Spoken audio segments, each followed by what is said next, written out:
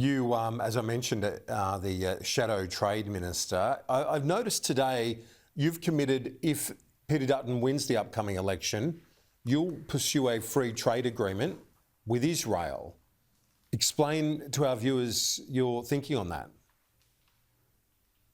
Well, we actually started the process when in government, Kieran, and I remind everyone, and I remind people often that I think one of the great sung achievements of the coalition government between 2013 and 2022, when we were in government, was in the trade space. We did a number of multilateral and bilateral trade agreements, which meant when we came to government in 2013, goods and services covered by a free trade agreement was around 25%. By the time we left, we'd just done the UK deal, we'd just done the India deal. That had increased to 80%. Now, what does that mean? That means that all our goods and services that we sell overseas had more markets. And indeed, Kieran, the four biggest export markets in this country right now, coal, iron ore, gas and food, are driving the economic times that we have in the sense of jobs.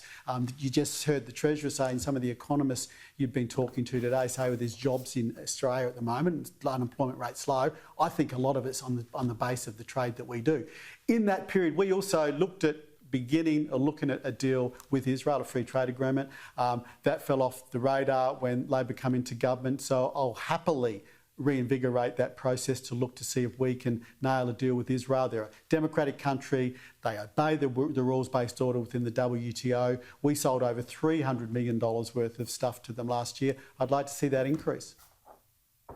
Kevin Hogan, Shadow Trade Minister, talk to you soon. Thanks. Thanks, Kieran.